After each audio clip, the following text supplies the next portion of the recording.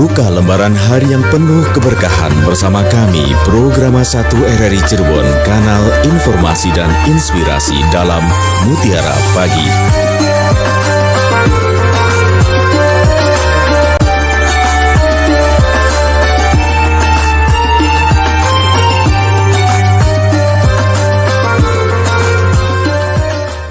Assalamualaikum warahmatullahi wabarakatuh. Selamat pagi pendengar. Terima kasih Anda sudah bersama kami pagi ini.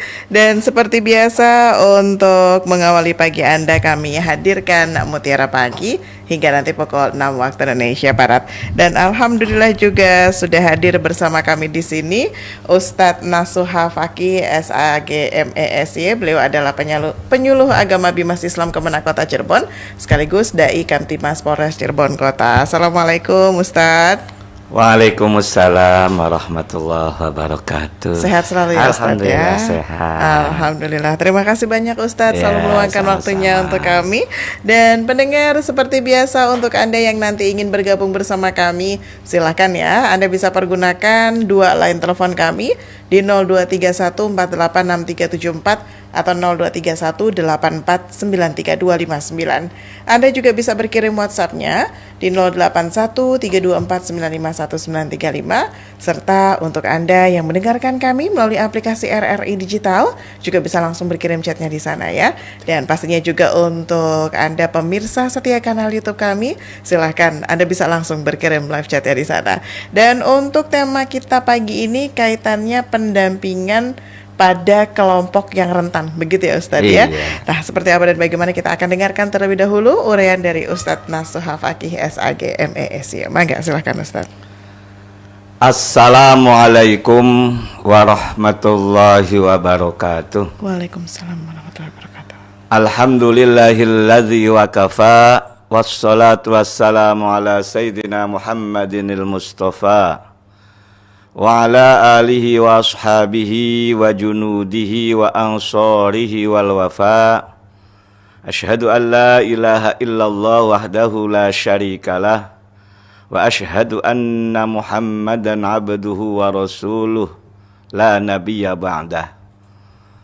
Allahumma salli wa sallim wa barik ala sayyidina Muhammad wa ala alihi wa ashabihi wa barik wa sallim ajma'in.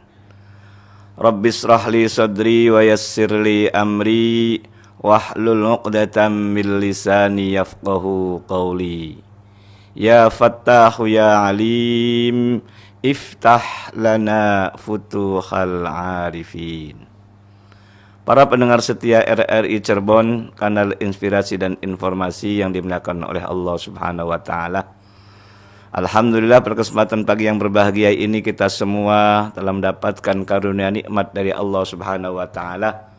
Baik nikmat berupa kesehatan, diberikan umur panjang, lebih-lebih nikmat iman dan Islam. Untuk itu mari kita bersama-sama untuk senantiasa bersyukur kepada Allah Subhanahu wa taala. Bentuk syukur salah satunya adalah thalabul ilmi melalui Mutiara Pagi siaran RRI Cirebon, kanal inspirasi dan informasi. Mudah-mudahan kita semua mendapat ziyadatul ilmi dan mendapat ridho Allah Subhanahu wa taala. Amin. Shalawat ma'assalam semoga tersampaikan kepada Nabi Muhammad sallallahu alaihi wasallam dan kepada para keluarganya, para sahabatnya, para tabi'in, para tabi'in, dan mudah-mudahan kita selaku umatnya mendapat syafaat ila yaumil qiyamah. Amin, amin ya rabbal alamin. Para pendengar RRI dimanapun berada, pada edisi hari Rabu tanggal 23 April 2025, saya menyampaikan dengan judul pendampingan kepada kelompok rentan dari perspektif ilmu waris tentunya. Karena banyak sekali pendampingan ataupun advokasi tentang mengenai kelompok rentan ini. Kita dibatasi tentang mengenai perspektif hukum waris. Para pendengar dimanapun berada, tema ini saya angkat karena melihat fakta di masyarakat, di lapangan. Sedikitnya ada dua problem dalam masalah waris harus kita dampingi, harus kita advokasi. Salah satu di antaranya itu adalah istri menikah dengan suami tapi tidak dikaruniai anak. Kemudian nikah sudah sekian lama loh, hampir 30 tahun. Bahkan yang belum lama ini saya diminta untuk konsultasi tentang mengenai tadi, tentang istri tidak dikaruniai anak, kemudian disomasi oleh keluarganya, oleh keluarga suaminya tentunya, yakni saudara-saudara suaminya ini. Dan tidak sedikit persoalan mengenai pernikahan kemudian tidak dikaruniai anak ini, si istri atau suami pun pernah diusir ataupun tidak boleh menempati rumahnya. Maka dari itu kaitannya dengan masalah waris ini harus perlu didampingi. Karena salah satu di antara kelompok yang rentan adalah istri ternyata. Coba ketika kita disomasi ataupun ditegur ataupun diperingatkan apalagi tidak ecek-ecek, yang somasikan biasanya kan oleh pengacara gitu loh. Nah ini tentunya akan menjadi kaget gitu loh. Maka mau tidak mau, tidak hanya sekedar mengedukasi, tapi kita harus mendampingi atau mengadvokasinya. Karena seorang istri ini sangat luar biasa saat waktu menikahnya dengan suami ini. Dan salah satu di antara saling mewarisi adalah karena sebab pernikahan. Dan yang namanya pernikahan sangat luar biasa pula dalam Al-Quran itu dimaknai dengan mitsaqun ghalidhun, ikatan yang kuat, ikatan yang suci gitu loh. Ketika menikah tidak dikaruniai anak, tidak sedikit kejadian kasusnya itu langsung disuruh pulang atau tidak menempati rumah gitu loh. Inilah menjadi problem bagi kita. Maka mau tidak mau kan sampaikan tentang mengenai betapa nestapanya seorang istri tidak dikaruniai disuruh keluar ataupun tidak mendapatkan hak waris. Para pendengar setia RRI Cirebon, kanal inspirasi dan informasi yang dimuliakan oleh Allah Subhanahu wa taala. Kita melihat dari perspektif hukum waris, istri itu dapat hak waris. Kenapa sebabnya dapat hak waris? Karena ada ikatan pernikahan, ikatan yang kuat, ikatan yang suci. Dan ternyata kalau kita melihat fakta dalam pernikahan itu sangat luar biasa gitu loh. Pertama, jodoh itu karunia Allah Subhanahu wa taala. Artinya kita mendapatkan seorang suami atau mendapatkan seorang istri karena jodoh dari Allah Taala, dipertemukan oleh Allah Taala. Istilah bahasa Arab dalam hadisnya itu, kitab Al-Arba'in itu, kitab hadis Arba'in itu, jodoh, pati, rezeki, belai adalah Allah yang menentukan. Calon-calon istri ataupun calon-calon suami dalam pacarannya sudah lama kadang-kadang. Kalau bukan jodohnya bisa nikah enggak? Nah itu kan merupakan jodoh, merupakan karunia dari Allah Subhanahu wa taala. Yang mempertemukan kita suami istri adalah Allah Subhanahu wa taala gitu. Itu harus kita sadari pula. Maka akibat dari pernikahan itulah maka saling mewarisi. Kemudian yang namanya pernikahan sangat luar biasa pula, yakni yang tadinya haram hubungan antara laki perempuan, hanya berapa menit saja transaksi ataupun proses ijab kabul itu yang haram menjadi halal. Hanya berapa menit itu. Yakni seorang wali menyampaikan ijabnya, kemudian seorang calon menantunya atau calon suaminya itu mengkabul ataupun menjawabnya hanya hitungan menit. Dari yang haram menjadi halal. Itu bentuk ikatan yang kuat, ikatan yang suci gitu loh. Apalagi dalam pernikahan tidak hanya dihadiri oleh keluarga besar calon mempelai, tapi dihadiri pula dan bahkan didoakan oleh ribuan malaikat. Betapa pentingnya yang namanya waris, yang namanya suami istri itu. Para pendengar setia RRI dimanapun berada, maka dari ini betapa pentingnya ini dalam pembagian waris ini antara suami istri. Saya sebutkan hadisnya, di saat terjadi pernikahan maka hadir ribuan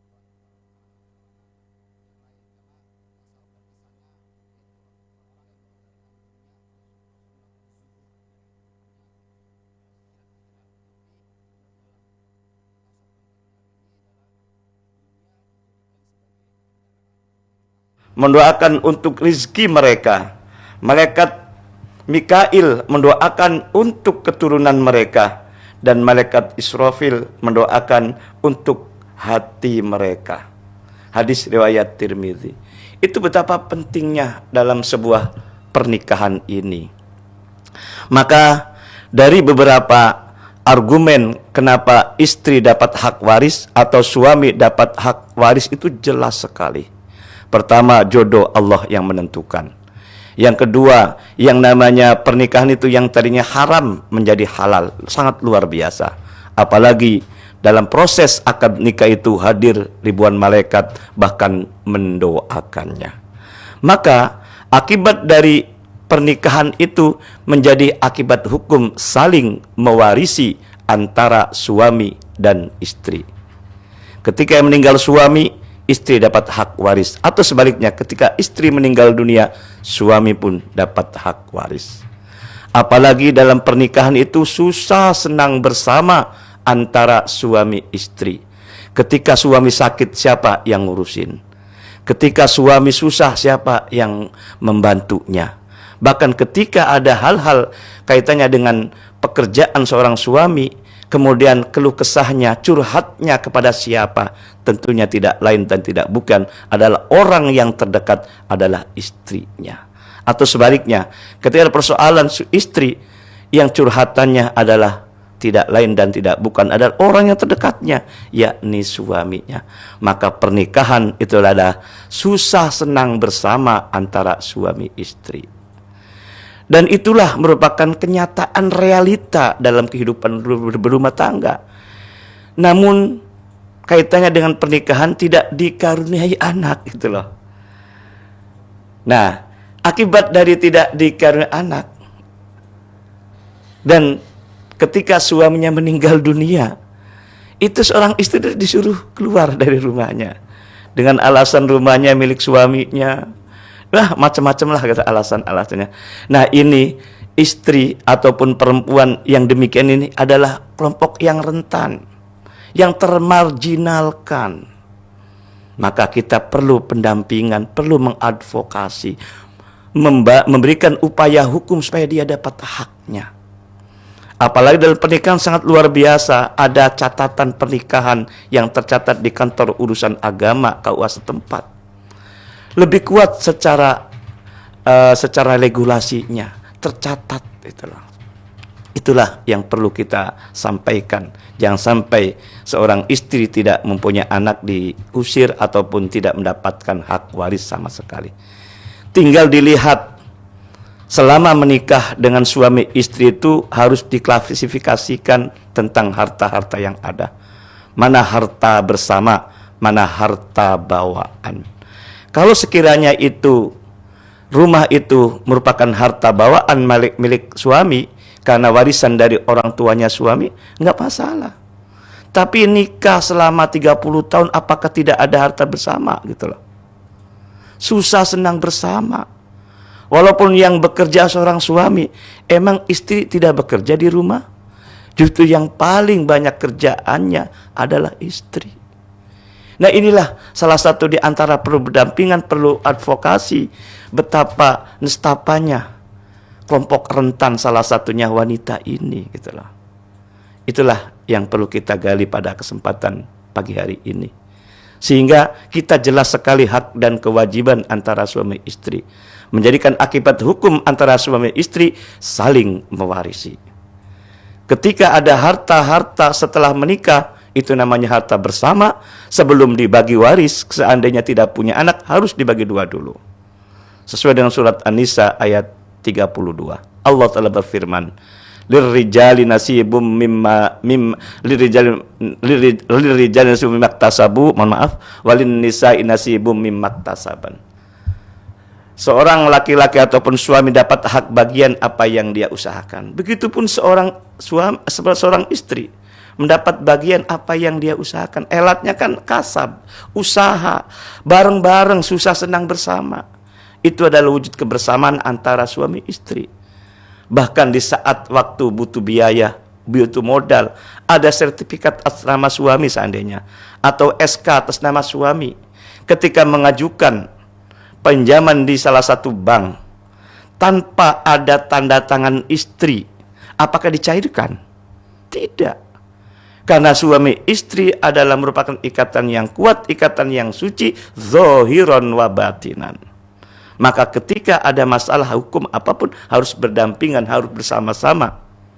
Ini adalah wujud konkretnya antara suami istri dalam hal mengarungi bahtera keluarga itu.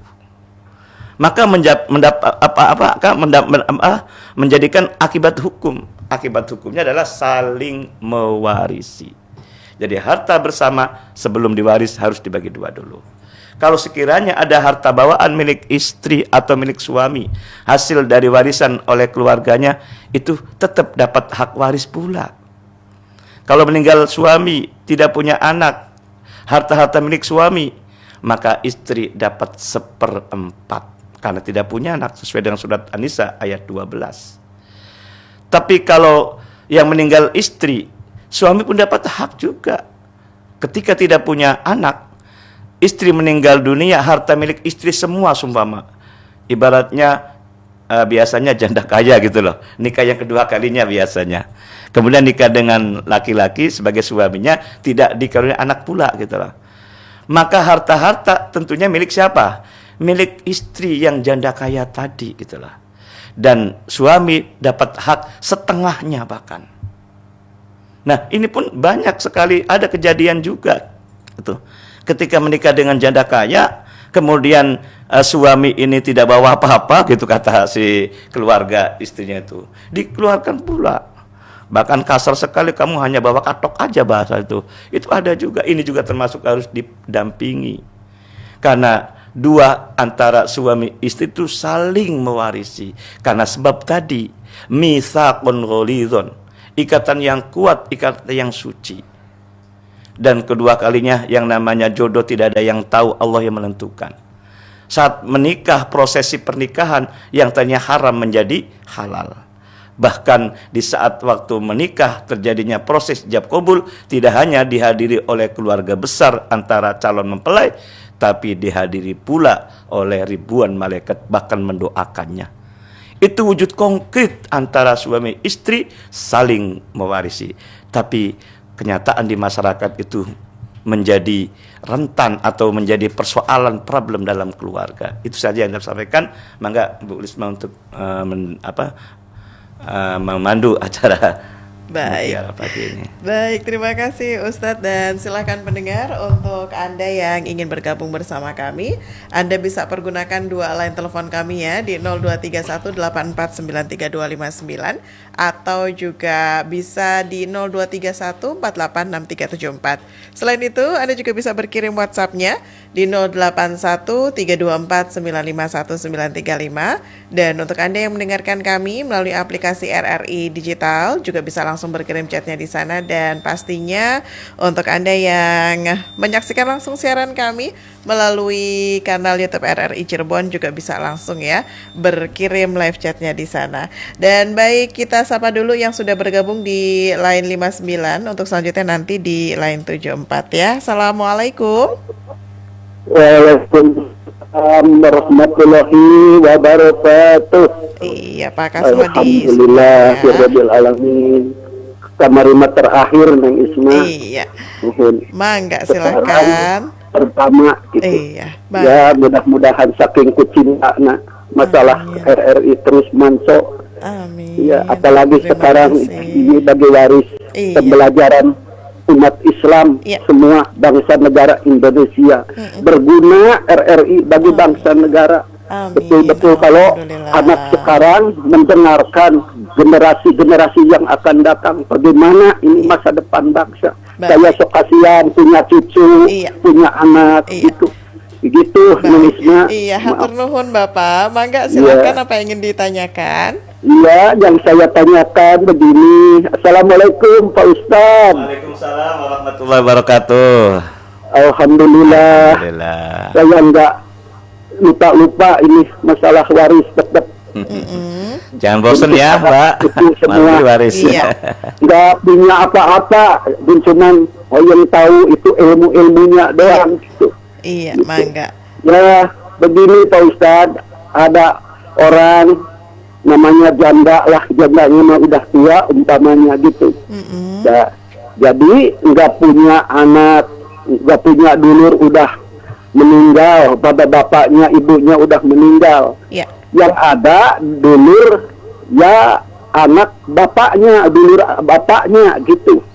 Ya. Nah, yang ada dulur bapaknya. Ponakannya berarti. Gitu. Ya, Anak dulur bapaknya gitu. Iya. Nah, itu bagaimana ini orang nggak punya anak seperti itu, warisannya bisa gitu alihnya itu ke anak dulur bapaknya gitu. Baik. Iya. Iya. Segitu aja Nisma. Mangga. Segitu aja Pak Ustadz. Iya. Assalamualaikum warahmatullahi wabarakatuh. Waalaikumsalam warahmatullahi wabarakatuh. Satu penelpon lagi ya Ustadz Ya, ya di mangga. line 74. Assalamualaikum. Iya, assalamualaikum. Halo. Assalamualaikum. Halo, assalamualaikum. Waduh, sayang sekali Ustadz ya. Udah Ini sepertinya ada kendala teknis di sini. Baik, ini ada penelpon lagi, kita langsung sapa. Assalamualaikum. Waalaikumsalam warahmatullahi wabarakatuh. Iya, Bu Indra. Sehat ya. Aduh, macam-macam aja ya soal telepon juga ya Mbak Isma ya. Mangga Ibu silahkan. Terima kasih. Assalamualaikum warahmatullahi wabarakatuh. Waalaikumsalam. Bapak Ustadz Nasuha Fakih SAG MESY. Warahmatullahi wabarakatuh. Ya, itulah kenapa dalam hidup ini banyak hal-hal yang rentan, tidak saja seperti yang Pak Ustadz ceritakan, tapi ribuan persoalan ada. Dan justru mungkin disinilah peraturan atau hukum agama itu ada untuk menenteramkan. Tapi jelas-jelas Al-Quran itu dikatakan untuk yang mau berpikir. Nah, persoalan-persoalan yang banyak ini tidak bisa dengan serta merta dipecahkan begitu saja. Kalau tidak berdasarkan keimanan yang setiap pagi ini seperti ini kita dengarkan. Jadi kalau ada yang rentan butuh pendamping, tentunya pendampingannya juga lama ya Pak Ustadz, karena semua hal itu tidak bisa seperti panas itu. Terima kasih Mbak Ila. Assalamualaikum warahmatullahi wabarakatuh. Waalaikumsalam warahmatullahi wabarakatuh. Terima kasih Bu Indra. Mangga silahkan Ustaz. Iya, terima kasih Bapak Kasmo di Subang, sehat selalu. Amin. Kemudian Bunda Indra di Pelayangan, Cirebon Timur, sehat selalu. Amin. Tentang mengenai masalah janda yang tidak tiga sendirian lah. Istilahnya apa tuh? Seorang diri tuh namanya tuh.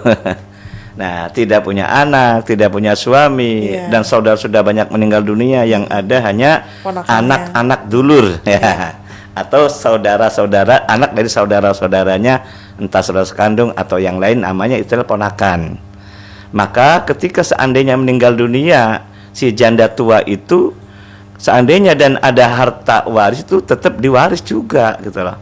Maka dalam literasi ilmu waris itu syarat dan rukunnya harus terpenuhi.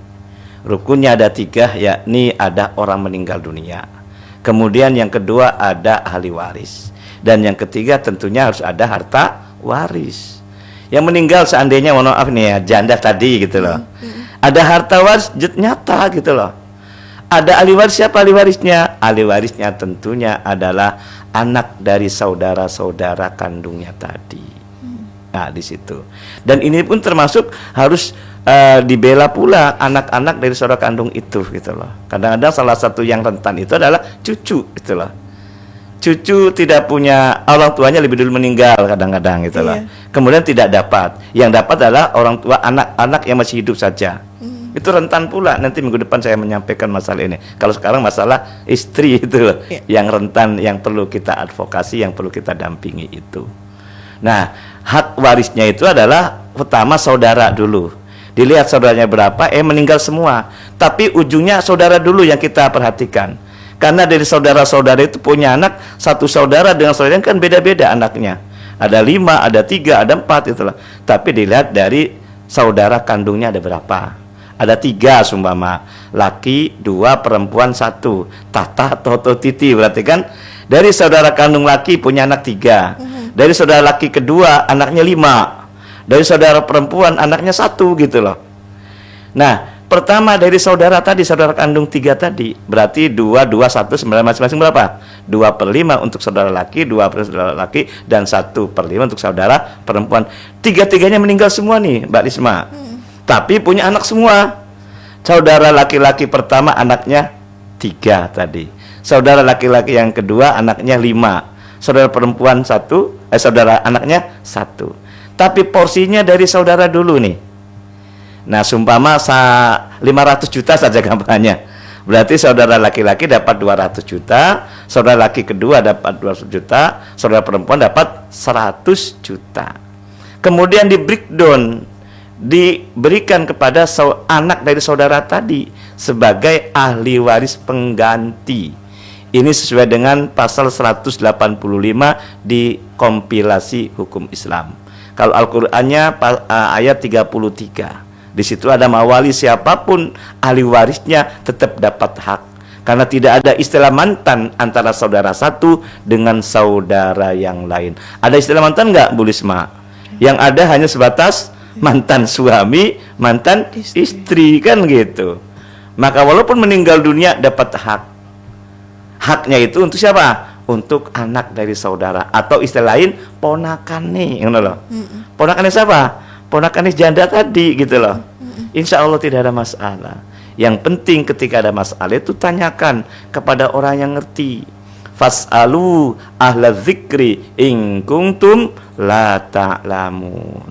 Itu. Baik. Siapa itu ya? Pada kiai, para alim ulama, para ajengan, para tokoh agama yang lain sebagainya. Itulah harus kita kita curhati ataupun tanya kepada orang yang ngerti. Itu ya. Baik. Kemudian Bunda Indra di Pelayangan kaitannya dengan masalah emang kehidupan emang rentan juga banyak sekali. Maka ketika ada kelompok-kelompok rentan harus kita dampingi, bila perlu kita dampingi dan kita advokasi, itu yang paling utama.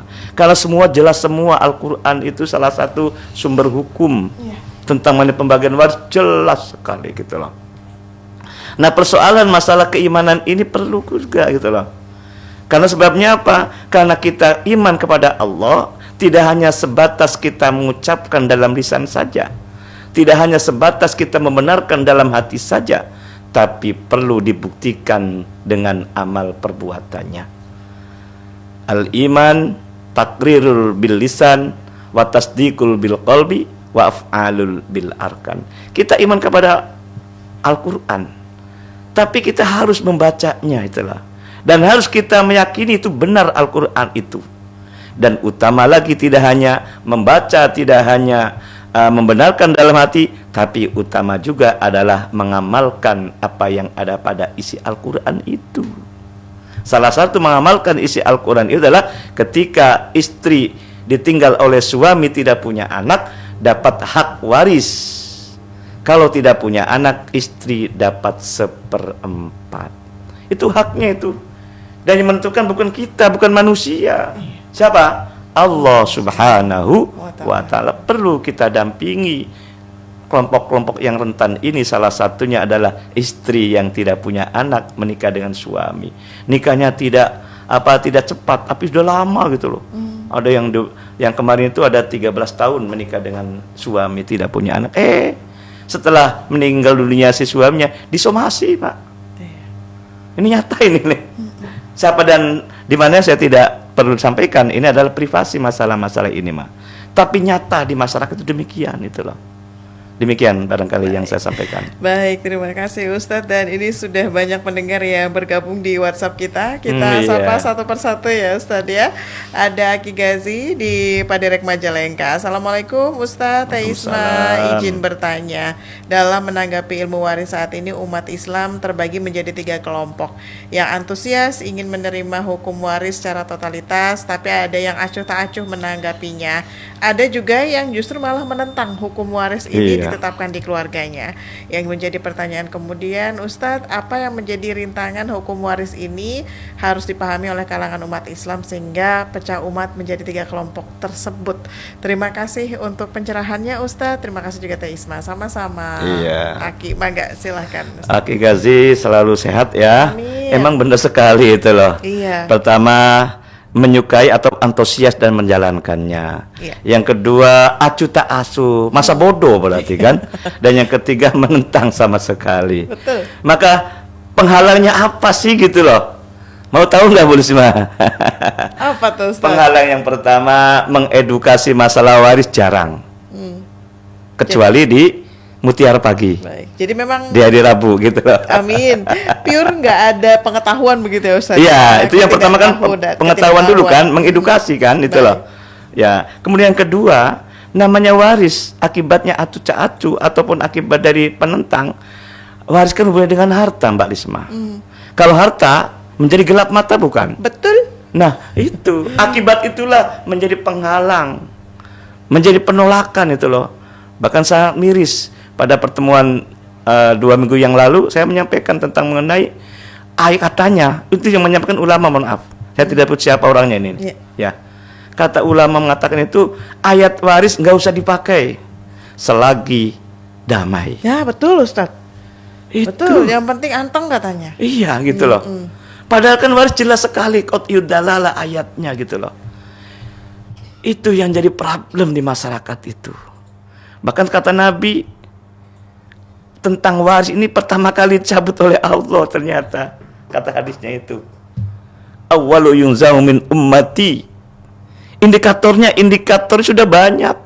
Ulama banyak yang wafat. Ulama tersebut ngerti masalah waris. Ya.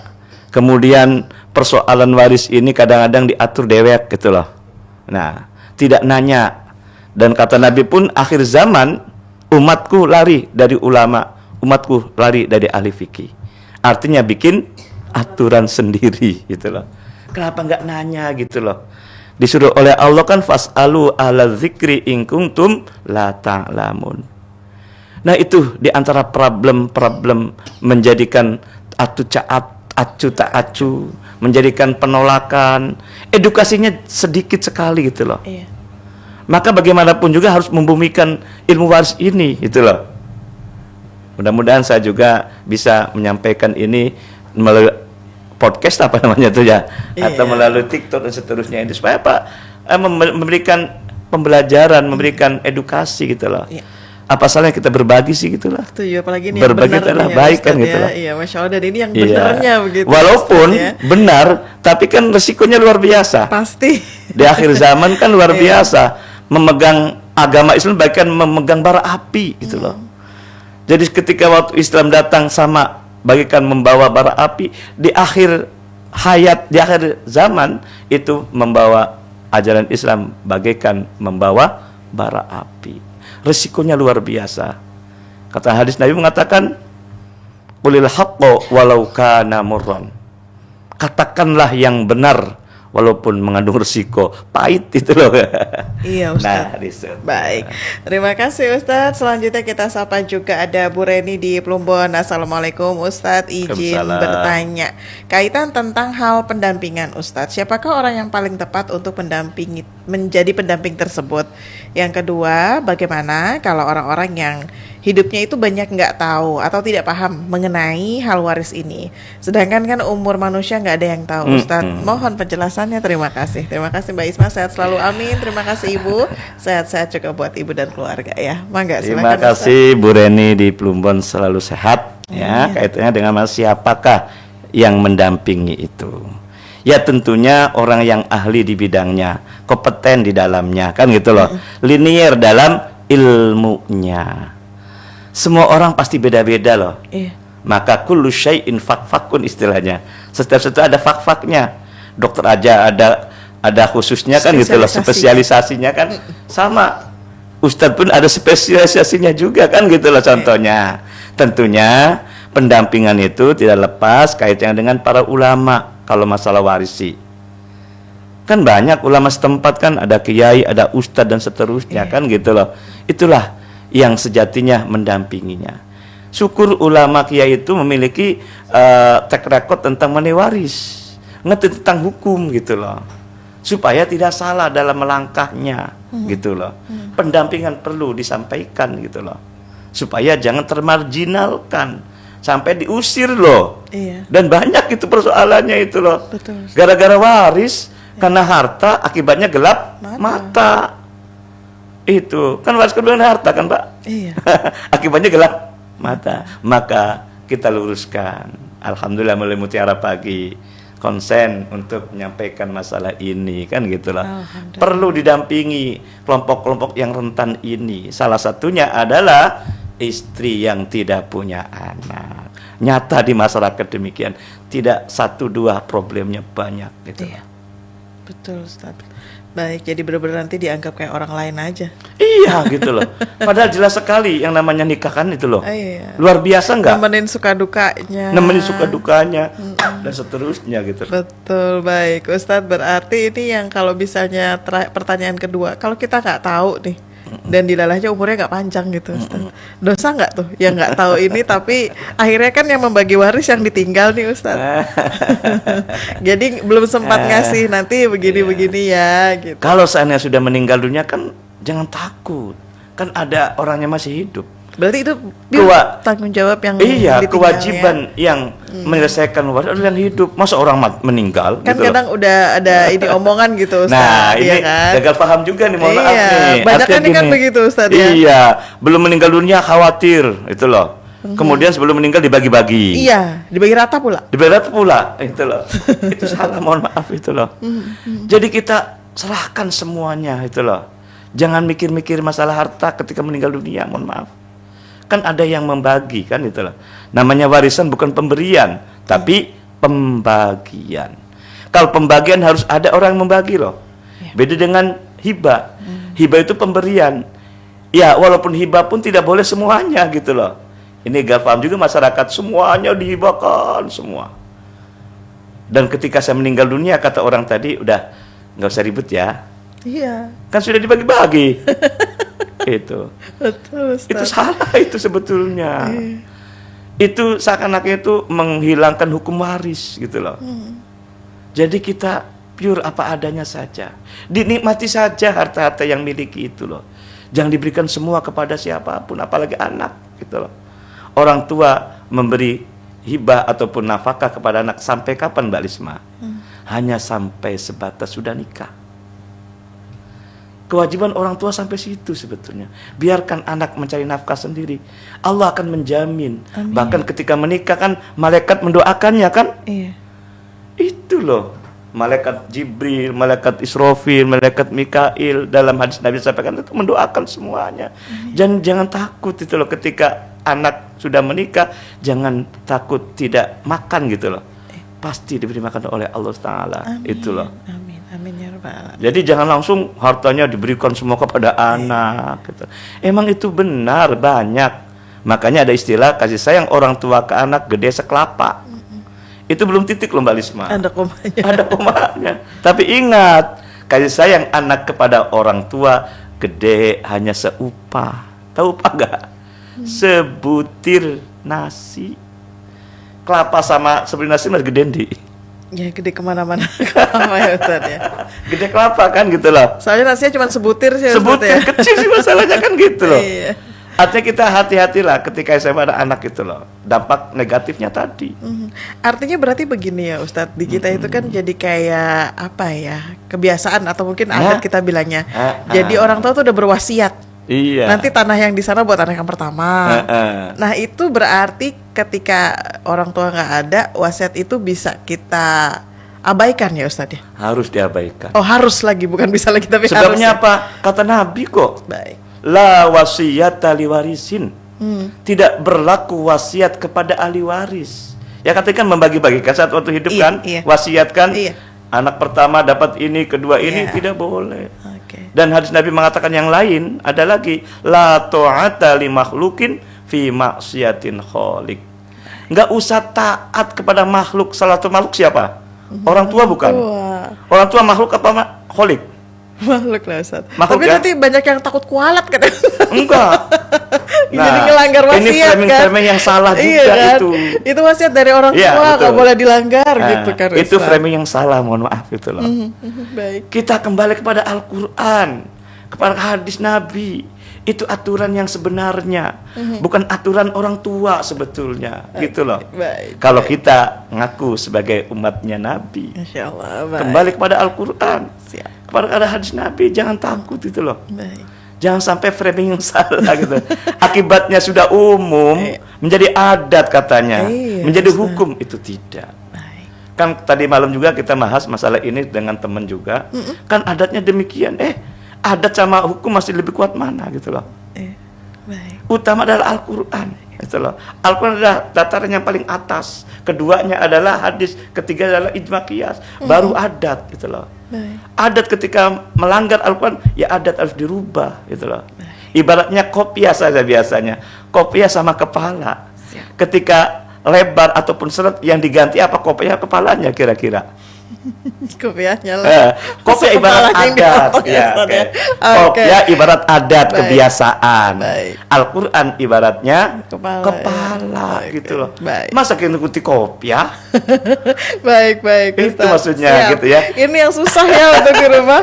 Baik Ustadz, ini karena banyak pendengar yang sudah bergabung di WhatsApp ini sepertinya tidak bisa terjawab semua ya Ustadz. Gitu, ya. Ada Bu Aminah Ustadz. Assalamualaikum Ustadz Nasuha, semoga sehat selalu. Waalaikumsalam warahmatullahi wabarakatuh. Izin bertanya, kalau seandainya ada dua kakak adik, membagi warisnya itu nggak adil karena saudara yang satunya itu ngalah aja karena nggak mau bermusuhan demi menjaga tali persaudaraan, dan itu yang membaginya kakaknya sendiri laki-laki pula. Nah, entah itu disengaja tidak mau untuk dibagi sama orang yang memang mengerti. Ini bagaimana Ustadz? Siapa yang berdosa? Mohon maaf. Nah, ini yang terjadi di masyarakat luar kita biasa, juga, atur dewek bikin bagi sendiri gitu. Dan dilalahnya saudaranya tuh ya udahlah gitu Ustadz, daripada berantem. Yang namanya anak karakternya sama enggak? Enggak dong. Nah ini udah kelihatan Ustadz. Yang udah ceritakan. Tadi kata Pak Izzaki jelas, antusias, ada yang acu tak acu, ada yang menolak, itu karakter anak juga kategorinya. Betul. Iya kan? Iya. Betul nggak ini? Betul banget. Nah, kemudian bagaimana kalau persoalan orang tua? Serahkan semua, nanya dong gitu loh. Kepada siapa? Kepada orang yang ngerti. Jangan sungkan-sungkanlah tanya kepada kiai setempat, itu loh. Supaya menjadi selesai gitu loh. Justru pembagian waris adalah menyelesaikan masalah tanpa masalah, kan gitu. Ada atau tidak ada masalah, tetap dibagi waris itu. Jadi gitu. Jadi bagaimanapun juga kita memberikan amar ma'ruf nahi munkar. Salah loh caranya. Dan ketika dibagi oleh salah satu anak, kan suudzon timbulnya. Enak banget sing bagikan ya. Walaupun ya wis bae lah. Nah, wis bae kan bukan berhenti di situ. Itu ada harta yang tidak halal gitu loh. Bukan haknya kemudian dikuasai, dan cara pembagian pun menurut selera sendiri kan gitu loh. Hatta walaupun benar secara syar'i kan tetap aja kesuudzonan ataupun sakwa sangka kan tetap ada gitu loh.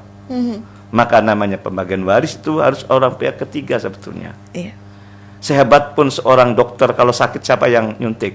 Dokter lagi ya. Sehebat pun seorang guru atau dosen sekalipun kalau punya anak, apakah ngajarkan sendiri? Dari TK sampai kuliah enggak ya Ustaz? Jadi kan harus kita nyadarkan demikian gitu, usah gitu loh. Sehebat pun seorang cukur, itu kan cukur rambut. Kalau nyukur siapa yang nyukur? Orang lain. Nah, itu butuh orang lain gitu loh. Ya, gitu ya. Berarti harus ada orang yang bisa mendengarkan saudaranya ini ya? Ya harus omongannya tuh bisa didengar sama saudaranya ini ya Ustaz ya? Oke, baik. Baik Ustaz, ini karena waktunya tinggal sedikit lagi, mohon dijawab mungkin dengan singkat ya. Dari Mbak Ulul di Talun. Assalamualaikum Ustaz, izin bertanya. Ini kalau bicara orang tua sudah menuliskan di atas kertas bermaterai. Ish, mantap. Nah kan wasiat nih Ustaz. Mantap. Iya, dan ketika itu dipegang oleh ibu. Begitu ibu meninggal, baru kemudian diambil oleh bagiannya masing-masing. Apa yang harus anak-anak lakukan agar pembagiannya sesuai dengan syariat Islam? Sedangkan kakak yang tertua dapat pengaruh dari istrinya itu kuat sekali, Ustadz. Dan saya dapat bagian rumah sawah sama balong, tapi untuk bertiga. Sedangkan saya sudah punya rumah, adik saya belum. Jadinya balong untuk saya, rumah untuk adik. Kebetulan baginya jadi gampang. Ini bagaimana Ustadz? Terima kasih. Singkat saja Ustadz. Oke, kaitannya dengan wasiat ataupun walaupun di atas materai itu batal demi hukum. Kalau kita kembali kepada Al-Quran dan hadis, harus menyadari itu. Karena la wasiata li warisan, tidak berlaku wasiat kepada ahli waris. Al-Quran mengatakan juga dalam surat Al-Baqarah 180 itu, awalnya wasiat ternyata dikanter ataupun dinasakh oleh ayat waris. Itu jelas sekali gitu loh. Maka dari itu ayo kita kembali pada Al-Quran hadis. Insya Allah ketika kembali kepada Al-Quran dan hadis, lan tadillu ma antamasaktum, tidak akan tersesat selamanya, baik di dunia maupun di akhirat. Ini pesan Nabi loh. Apa itu? Kitabullah wa sunnati Rasulillah. Al-Quran sebagai kitab kita, sunnah sebagai pedoman hidup kita. Itu yang paling utama. Tidak boleh bikin aturan sendiri, sekalipun itu sekalipun orang tuanya. La ta'ata li makhlukin fi ma'siyatin sholik. Tidak usah taat kepada makhluk, yakni salah satunya orang tua, selama orang tua itu bermaksiat kepada Allah. Apa maksiatnya? Tadi bikin wasiat. Demikian kurang lebihnya, mohon maaf. Baik, terima kasih Ustadz. Dan ini karena waktunya tinggal sedikit lagi, 1 menit Ustadz sebagai penutup, mangga silahkan. Terima kasih kepada Bu Lisma dan para pendengar dimanapun ada. Mari kita bersama-sama untuk mendampingi atau mengadvokasi orang-orang yang rentan, dalam hal ini termarginalkan. Kalau kita melihat perspektif masalah waris, salah satunya adalah istri ketika menikah dengan suami tidak punya anak, suami meninggal dunia, lalu istrinya diusir, bahkan tidak dapat hak waris sama sekali. Sementara namanya pernikahan itu sangat luar biasa, jodoh di tangan Allah. Yang namanya pernikahan yang tadinya haram menjadi halal. Bahkan prosesi pernikahan itu tidak hanya dihadiri oleh keluarga besarnya, tapi dihadiri pula oleh para malaikat dan mendoakannya. Ini betapa pentingnya. Makanya pernikahan sebagai mitsaqun ghalidhun. Mari kita kembali pada Al-Quran dan hadis supaya kita tidak ada masalah, kita membantu orang-orang yang rentan tadi. Demikian kurang lebihnya, mohon maaf. Walafu minkum. Wassalamualaikum warahmatullahi wabarakatuh. Waalaikumsalam warahmatullahi wabarakatuh. Sekali lagi terima kasih banyak untuk Ustadz Nasuha Fakih SAGM ESY, penyuluh agama Bimas Islam Kemenak Kota Cirebon, dan juga Dai Kamtibmas Polres Cirebon Kota. Sehat selalu, makin sukses ya Ustadz ya. Amin. Dan jangan lelah untuk terus mengedukasi kami semua nih supaya lebih paham lagi soal ilmu waris. Terima kasih banyak Ustadz dan pendengar. Hingga di sini kami menemani Anda dalam sajian Mutiara Pagi kali ini. Sekali lagi terima kasih untuk kebersamaannya dan mohon maaf jika tidak semua pertanyaan bisa terjawab untuk kesempatan kali ini. Semoga apa yang disampaikan semakin memperkuat dan mempertebal keimanan kita kepada Allah Subhanahu wa taala. Amin amin amin ya rabbal alamin. Kami cukupkan sajian Mutiara Pagi kali ini. Terima kasih. Wassalamualaikum warahmatullahi wabarakatuh.